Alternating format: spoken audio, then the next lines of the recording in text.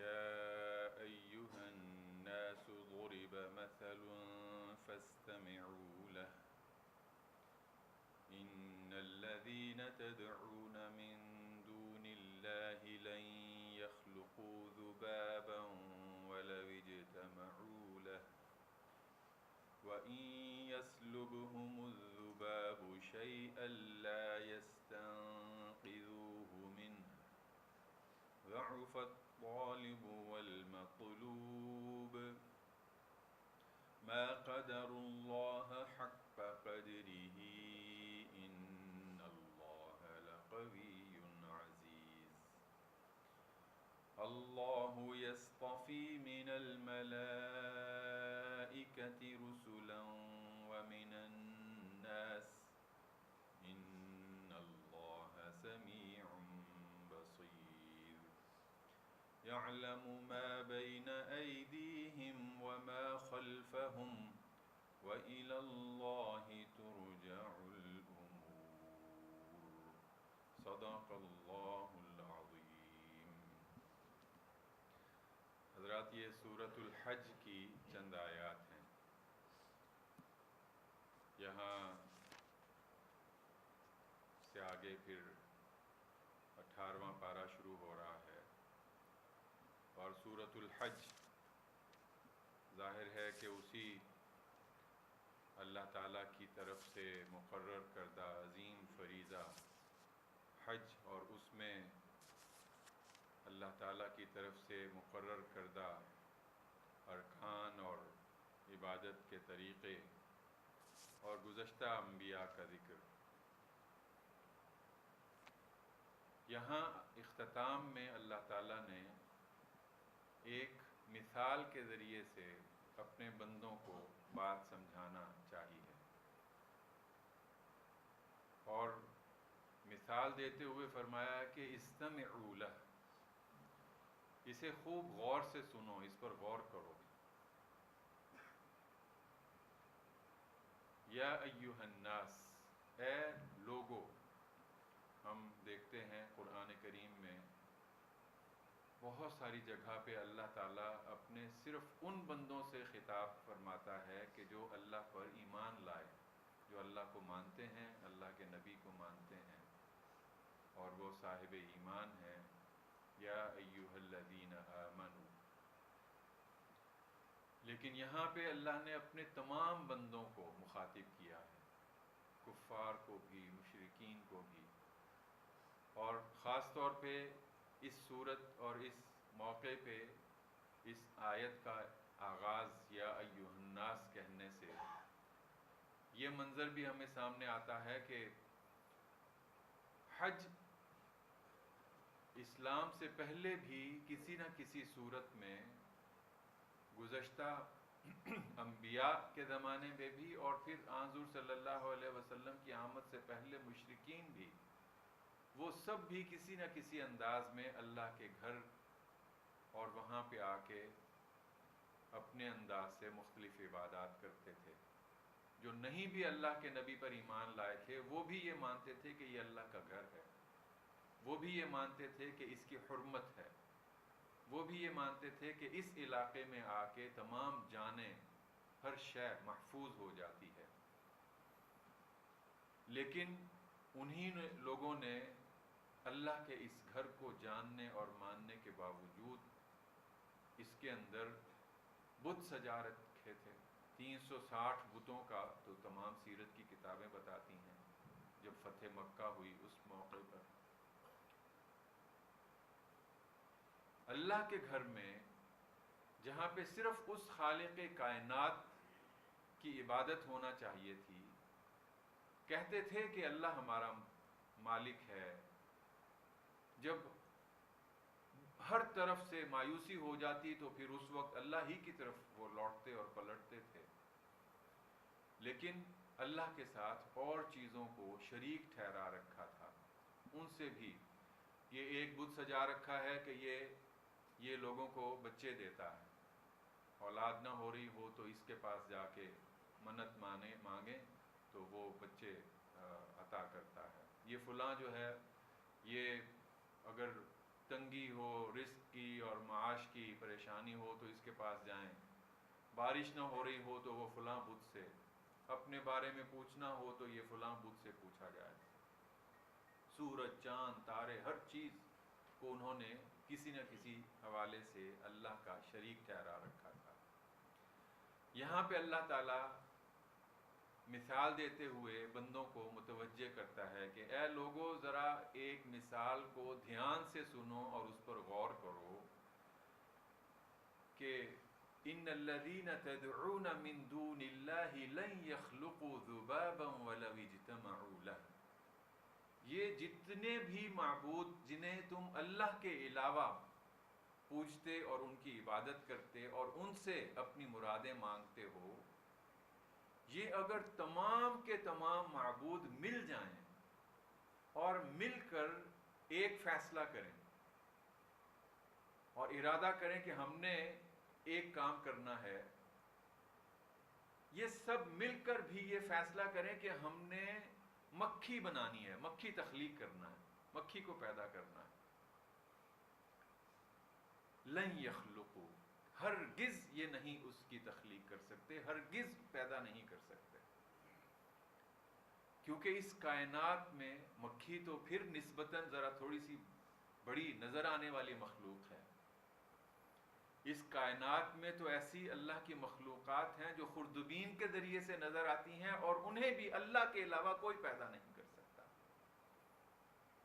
مختلف ایسے جرثومے اور مختلف ایسی اللہ کی مخلوقات، انسان کی تخلیق کا آغاز ہی دیکھ لیجئے، خوردبین سے نظر آنے والے وہ جرثومے، وہاں سے انسان کا آغاز ہوتا ہے۔ تو اللہ نے فرمایا کہ یہ ساری کائنات کا مالک، جس نے یہ آسمان اور زمین پیدا کیے، جس نے تمہیں پیدا کیا، جو تمہاری ہر چیز کا مالک ہے، تم اس ایک اللہ کی عبادت کی بجائے تم اس کے ساتھ مختلف معبود بنائے بیٹھے ہو، تو ذرا پھر انہیں کہو کہ ایک مکھی بنا کر دکھا دیں۔ اچھا، اس سے بھی ایک اور نسبتاً آسان کام بتاتے ہیں۔ آپ یہ تو کہہ سکتے ہیں کہ مکھی میں جان ڈالی جاتی ہے، جان کیسے ڈالیں گے؟ آج اب یہ تو 3G اور 4G کا زمانہ ہے، وہ بالکل مکھی سے مشابہ کوئی مخلوق تو بنا سکتے ہیں، لیکن اس میں جان کیسے ڈالیں گے؟ وہ بڑے بڑے یہ جو اب تو وہ جانور بھی معدوم ہو گئے، وہ ہاتھی سے بھی بڑے، وہ تمام وہ مختلف جریسک پارٹ میں وہ دکھائی تو دیتے ہیں، لگتا ہے کہ یہ اصل میں ہیں، لیکن جان اس میں کیسے ڈالیں گے؟ یہ مکھی تو پھر تمہیں دکھائی دینے والی ایک اللہ کی مخلوق ہے۔ اس سے بھی نسبتاً آسان کام، اس کا چیلنج کرتا ہوں، اللہ کی طرف سے اس کا چیلنج کیا جاتا ہے۔ تم ذرا غور کرو کہ وَإِن يَسْلُبْهُمُ الذُّبَابُ شَيْئًا لَا يَسْتَنقِذُوهُ مِنْهُ، مکھی نہیں بنا سکتے، ایک مکھی تک نہیں بنا سکتے، اردو محاورہ جو ہے، ایک مکھی تک تم پیدا نہیں کر سکتے۔ اس سے بھی زیادہ نسبتاً آسان کام وہ بھی یہ تمہارے سارے جھوٹے خدا نہیں کر سکتے۔ اگر کبھی ان ساری کروڑوں اربوں مکھیوں میں سے کوئی ایک مکھی وہ تمہاری کوئی چیز لے کے اڑ جائے اور یہ تمہارے سارے خدا مل کر یہ چاہیں کہ اس مکھی سے جو کچھ وہ لے کے اڑ گئی ہے وہ واپس بچا کے لے آئیں، اس پر بھی یہ تمام خدا مل کر، جنوں کو بھی ان کے ساتھ شامل کر لو، مختلف انسانوں کو، یہ پتھر اور لکڑی کے بتوں کو، اللہ کی اور دیگر مخلوقات کو، ان سب مخلوقات سے کہو، وہ جو منظر حضرت ابراہیم علیہ السلام کا قرآن کریم بتاتا ہے۔ حضرت ابراہیم نے اپنی قوم کو بہتیرا سمجھایا کہ یہ کیسے ہو سکتے ہیں کہ پتھر کا تم نے خود ایک بت گھڑا ہے اور وہ تمہارا اللہ بن جائے، وہ ہماری زندگی کا مالک بن جائے، وہ ہمیں نفع اور نقصان دینے والا بن جائے۔ وہ ایک دن موقع پا کر سارے پتھر سے بنے ہوئے بت توڑ دیے، جو ان میں سے سب سے بڑا تھا تیشہ اس کے پاس رکھ دیا، تھوڑا مثال کے طور پہ۔ وہ سارے جب واپس آئے تو دیکھا کہ ہمارے تو نعوذ باللہ ہمارے جسے انہوں نے اللہ بنا رکھا تھا وہ سارے ٹوٹے پڑے. سب حیران ہو گئے, کس نے یہ کیا ہے, کس نے یہ گستاخی کی ہے. وہ ایک اچھا نوجوان ہے, وہ ایک لڑکا ہے ابراہیم, وہ انہیں برا بھلا کہتا تھا, اسی نے کیا ہوگا, لے کے آؤ, تم نے یہ کیا ہے. انہوں نے کہا کہ یہ جو سب سے بڑا بت ہے یہ تو تشریف فرما ہے اور تھوڑا بھی اس کے پاس پڑا ہوا ہے, ذرا اس سے پوچھو, ہو سکتا ہے کہ اسے معلوم ہو یا اسی نے یہ کام کیا ہو. تو قرآن کہتا ہے ایک لمحے کے لیے تو خود ان کے دل نے گواہی دی کہ یہ تو ٹھیک کہہ رہا ہے, یہ تو پتھر سے بنا ہوا, یہ کیسے جواب دے سکتا ہے. لیکن پھر اپنے اسی تکبر اور اپنی اسی جہالت کی طرف پلٹ گئے اور کہا کہ تمہیں پتہ ہے کہ یہ بول نہیں سکتا ہے لیکن تم نے گستاخی کی ہے. تو پھر اس سے اگلا واقعہ قرآن کریم بتاتا ہے. یہاں پہ بھی اللہ تعالیٰ فرماتا ہے کہ وہ رب ذوالجلال جس نے پوری کائنات پیدا کی, جو تمہاری ہر چیز کا مالک ہے, تم اس ایک اللہ کو ماننے کی بجائے تم اپنے زمانے کی ان جو تباہ ہو جانے والی اور زوال پذیر اشیاء کی عبادت کرتے ہو, انہیں سمجھتے ہو کہ یہ ہمیں نفع یا نقصان پہنچا سکتے ہیں. تم اپنے ہی جیسے انسانوں کو سمجھنے لگتے ہو کہ یہ تمہیں نفع یا نقصان پہنچا سکتے ہیں. ضعف الطالب والمطلوب, یہ بھی ایک بڑا جامع جملہ رب ذوالجلال ہی کی شان جسے بیان کر سکتی ہے.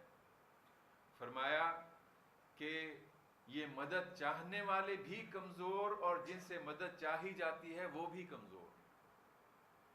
جو لوگ ان سے یہ مدد مانگ رہے ہیں یہ بھی بہت ہی ضعیف اور کمزور ہیں, اور جن سے یہ مدد مانگ رہے ہیں وہ بھی.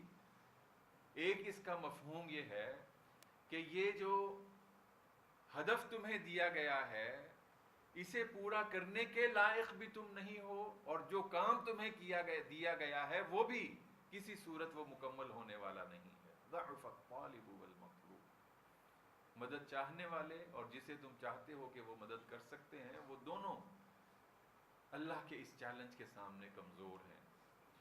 فرمایا کہ ما قدر اللہ حق قدرہ, اس جملے پر بھی توجہ دینے اور غور کرنے کی ضرورت ہے. فرمایا ہے کہ ان لوگوں نے اللہ کی قدر نہ پہچانی, اللہ کی شان کو نہیں پہچانا. اللہ تعالیٰ جس کی قدرت اور جس کی شان ہر لمحے اس پوری کائنات میں کار فرما ہے. ابھی ہم مغرب کی نماز ادا کر کے آئے ہیں, سورج اپنا سفر جاری رکھے ہوئے ہے. اب سے میرا خیال ہے کہ اس وقت تقریباً یا اور تھوڑی دیر کے بعد کراچی میں سورج غروب ہو رہا ہوگا. اسی طرح آگے چلتے چلے جائیں. کل صبح مثال کے طور پہ ہم دیکھیں, کل جب یہاں صبح 7 بج رہے ہوں گے تو اس وقت تقریباً امریکہ میں شام کے 5 بجے اور یہی سورج کے غروب کا تقریباً کچھ وقت ہوگا. یعنی کہ یہ پوری کائنات کا نظام ایک لمحے کا اس میں فرق نہیں آتا. کبھی یہ نہیں ہوتا کہ آج 5:36 پہ یہاں پہ سورج غروب ہونا تھا تو کائنات کی کوئی چیز, کوئی بڑے سے بڑا ملک اور اس کی طاقتیں مل کر بھی کوئی سارے سیٹلائٹ اور سب کچھ لے کے آ جائیں, نہیں آج ہم نے سورج کو 5 منٹ پہلے چڑھانا ہے. ضعف الطالب والمطلوب, یہ تمام ان کے ہدف بھی اور یہ کام کرنے کا زوم رکھنے والے بھی یہ سب کمزور ہیں. حقیقت یہ ہے کہ انہوں نے اللہ کی قدر نہیں پہچانی. وہ اللہ کس شان کا مالک ہوگا جو اس پورے کائنات کے ایک ایک ذرے کو اپنی قدرت کے مطابق, اپنے فیصلے اور اپنی حکمت کے مطابق. بعض اوقات ہمارے ہاں بعض ایسے ناسمجھی میں یا بے سوچے سمجھے جملے کہہ دیے جاتے ہیں کہ بڑا ہی بے وقت مر گیا, بڑی بے وقت موت آ گئی, ابھی تو زندگی کی بہاریں دیکھنا تھیں, ابھی تو یہ اور یہ پلان تھے, اس نے بڑی تیاری کر رہی تھی, بالکل ہٹا کٹا اچھا بھلا چلتا پھرتا پہلوان لوہے کا جسم رکھنے والا اچانک رخصت ہو گیا. انسانوں کو سمجھ نہیں آتا, لیکن ہر فیصلہ رب ذوالجلال کی مشیت اور اس کے اذن سے ہوتا ہے. یہ جو جملہ ہے نا کہ ما قدر اللہ حق قدر, ہمیں ذرا اکیلے بیٹھ کے اس کو کبھی سوچنا چاہیے کہ کیا میں اللہ تعالیٰ کو اس کی ساری شان کے مطابق جانتا، پہچانتا اور مانتا ہوں؟ وہ مشرکین اور کفار کے بارے میں تو اللہ نے یہ فرما دیا کہ وہ اللہ کی شان کو پہچانتے نہیں ہیں، انہوں نے اللہ کی قدر نہیں پہچانی. تو کیا میں نے پہچانی ہے؟ ہم میں سے ہر ایک انسان نے. ہم ایک فرد کی حیثیت سے بھی، ہم ایک ملک کی حیثیت سے بھی. ابھی پاکستان میں اعلان ہوا جی کہ ہم پاکستان کو مدینہ کی ریاست، مدینہ کی طرز کی ریاست بنائیں گے. بڑا خوشگوار اعلان. ہم سب کے دلوں میں ایک ٹھنڈی ہوا کا جھونکا آیا کہ شکر ہے وہ جو بات ہم ساری عمر سنتے اور ہمارے بزرگ جس کے لیے کوشاں اور اللہ کا ہر ولی جس کے لیے ارادہ کرتا رہا اور دعائیں کرتا رہا، اب شاید اس ملک میں وہ پورا ہونے جا رہا ہے کہ مدینہ کی طرز پہ. اور یہی ہر مسلمان کا ایمان ہونا چاہیے. ہر مسلمان کے دل میں یہ تڑپ رہنا چاہیے کہ وہ اسی ریاست مدینہ کی طرح کا ماحول پیدا کرے. لیکن عملاً کیا ہوا؟ حکم ہوا جی کہ تم یہ اور یہ سود نافذ کرو، اتنا اور اتنا مزید سودی قرضہ لو، یہ اور یہ اپنے پوری اقتصادی نظام میں فلاں اور فلاں کی آپ اس میں مہارت اور اس کا مشورہ حاصل کرو. ہم نے اسی طرح ماننا شروع کر دیا. ما قدر اللہ حق قدرہ. ہمارا تو نظام نہیں چل سکتا اس پورے سودی نظام کے بغیر. اللہ کی شان کو اگر پہچانا جاتا، اللہ نے اگر کہہ دیا ہے، اللہ نے قرآن میں فرما دیا ہے کہ اللہ تعالیٰ سود اور سودی نظام کو نامراد کر دیتا ہے، اللہ سود اور سودی نظام کو تباہ کر کے رہے گا، تو پھر کبھی ہم بحیثیت فرد اور بحیثیت قوم وہ اس راستے پہ نہ جاتے. ہمیں ڈرایا جاتا ہے. امریکہ کہتا ہے جی کہ اگر تم نے یہ فلاں کام نہ کیا، بچوں، معصوم بچوں کو. یہ سعودی عرب سے ایک دوست نے ایک چھوٹا سا ویڈیو کلپ بھیجا. ابتدائی جو نرسری کلاس کے بچے ہیں، بالکل انسان اپنی عقل پیٹ کے رہ جاتا ہے کہ یہ ہم مسلمان امت کی حیثیت سے، صرف پاکستان میں یہ نہیں ہے، پوری مسلمان دنیا میں ایک ایجنڈا نافذ کیا جا رہا ہے. انہوں نے وہ ایک یہ نرسری اسکول کے بچے اور بچیاں اکٹھی ہیں، اسٹیج ڈرامہ ان کا کیا جا رہا ہے. اسٹیج پروگرام کے ذریعے سے بھی تعلیم دی جاتی ہے، دی جانا چاہیے. لیکن ایسا ایک منظر ہے انسان اسے بیان نہیں کر سکتا. معصوم بچے ہیں، ان کا ایک گروپ الگ بنایا گیا ہے. معصوم بچیاں ہیں، معصوم، ابھی وہ نرسری پریپ کی کلاس کی عمر کی. اس عمر میں اب مجھے تو سمجھ نہیں آتی ہم بیان کیسے کریں. یہ ابھی ہماری معصوم بیٹی زینب قصور میں جس درندگی کا شکار ہوئی، ادھر یہ درندگی ہوئی، ادھر ہمارے سارے میڈیا میں اخبار اور خبروں اور تمام جو ایکٹر اور لیڈر سب نے کہنا شروع کر دیا کہ بچوں کو جنسی تعلیم دینا چاہیے. یہ اس کا عملی مظہر تھا کہ وہ معصوم بچے ہیں، انہیں ابھی صحیح طرح ہاتھ منہ نہیں دھونے آتا، لیکن ان کو الگ الگ گروپوں میں بنا کے وہی تعلیم دی جا رہی ہے کہ یہ آغاز، انسان بننے کا آغاز کہاں سے ہوتا ہے، کیسے ہوتا ہے. ایک طرف اللہ کا نظام ہے، لیکن دوسری طرف یہ پورا ایجنڈا ہمیں دیا جا رہا ہے. ہم اس قرآن کے اس لفظ کے آئینے میں ما قدر اللہ حق قدرہ، انہوں نے اللہ کی شان نہیں پہچانی. اللہ کہتا ہے کہ حیا میں تمہارے لیے زندگی ہے. اللہ یہ کہتا ہے کہ حیا تمہارا لباس ہے. اللہ یہ کہتا ہے کہ تم سود سے باز آ جاؤ. اللہ یہ کہتا ہے کہ تمہیں ایک اللہ کے سوا کسی کی بندگی نہیں کرنا چاہیے. ہم یہ کہتے ہیں کہ نہیں، اقتدار لینے والا اور دینے والا تو فلاں اور فلاں ہے، ہمیں اس کی طرف رجوع کرنا چاہیے.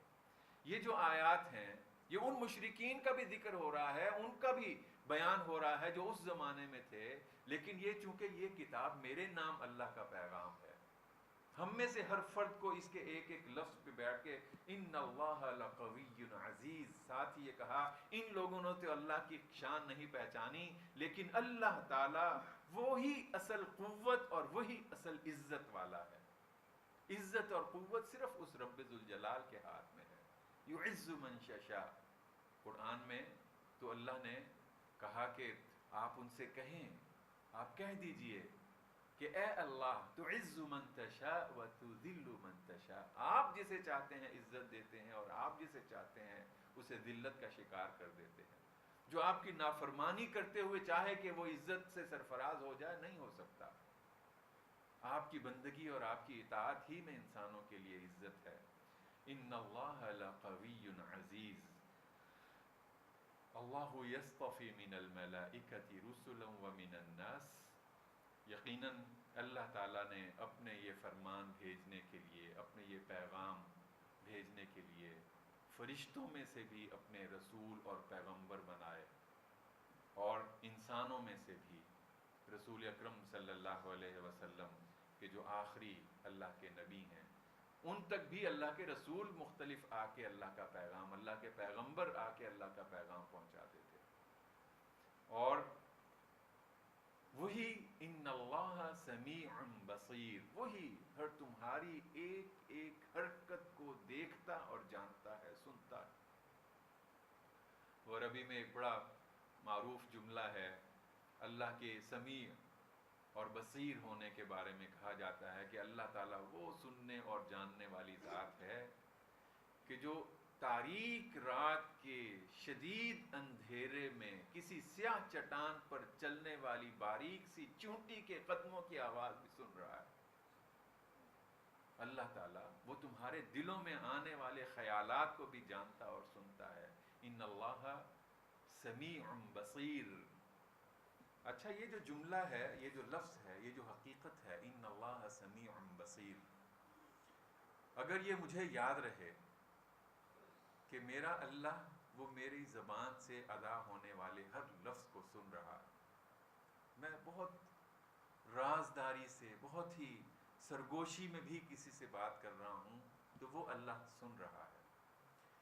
اور میں اگر یہ ہمیشہ یاد رکھوں کہ وہ اللہ مجھے دیکھ رہا ہے, بصیر, ہر عالم میں دیکھ رہا ہے, میں اکیلا ہوں تب بھی مجھے دیکھ رہا ہے, دن ہے رات ہے, جہاں کہیں میں ہوں, جس عالم میں ہوں وہ رب ذوالجلال مجھے دیکھ رہا ہے. بلکہ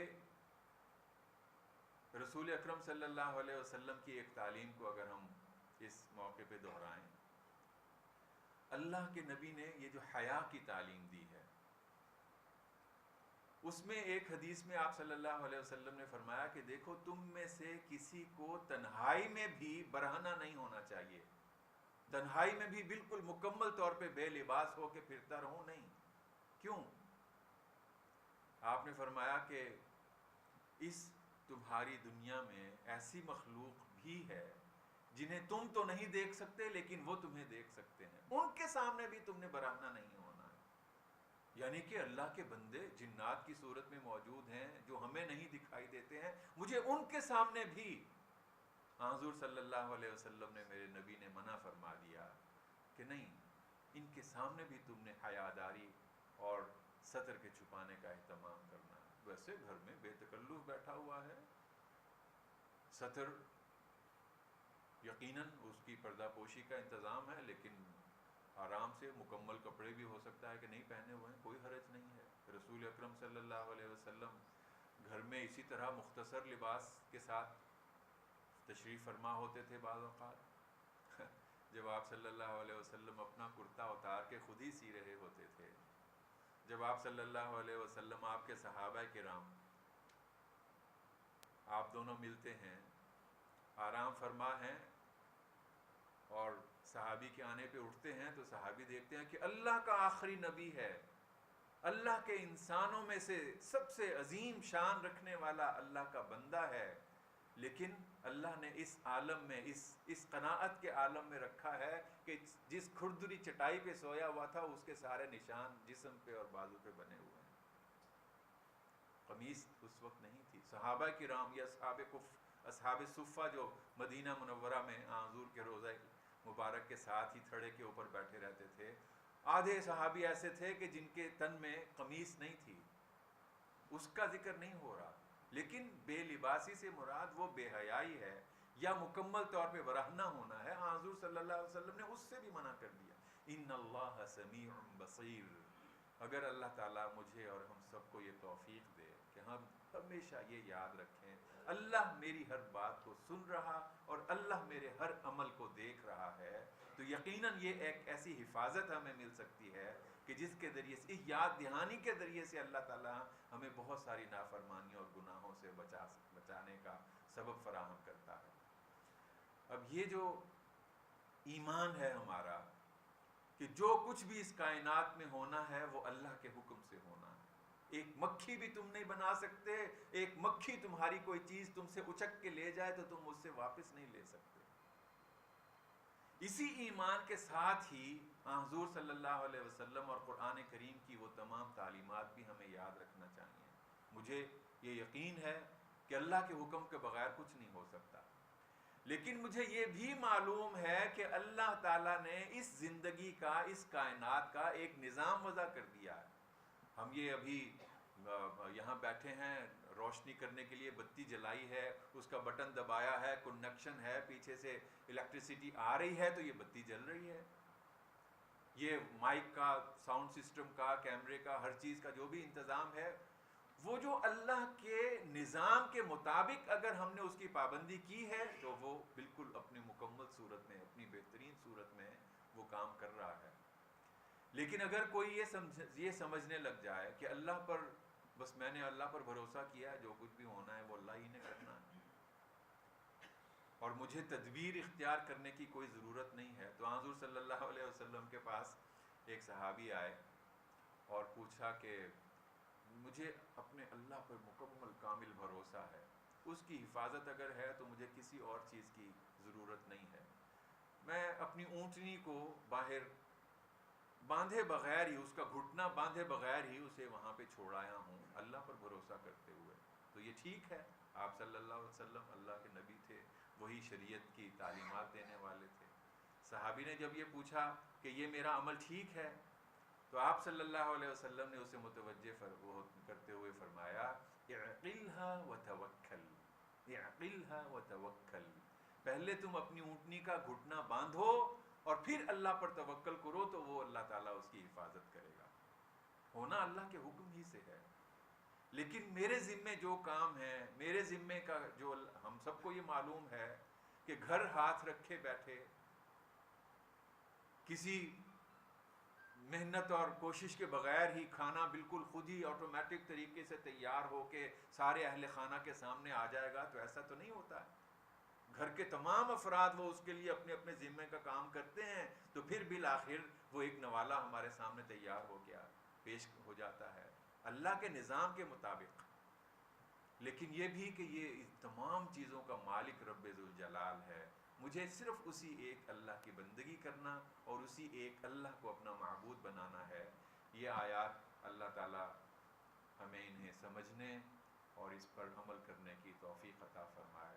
سورہ حج کی یہ آخری آیات ہیں، اگر موقع ملے تو اکیلے میں بھی ذرا ان آیات کو دوبارہ سے پڑھیے گا، تفہیم القرآن سے اس کا مطالعہ کیجیے گا اور اس پہ غور کریں گے تو اللہ تعالیٰ بعض اوقات اپنے بندوں کے ذہن میں قرآن کریم کے ایسے خزانے اتار دیتا ہے کہ جو اسی غور و فکر کے تدبر کے نتیجے میں ہی بندے کو اللہ تعالیٰ کی طرف سے ملتے ہیں۔ پروردگار علم عطا فرما، عمل کی توفیق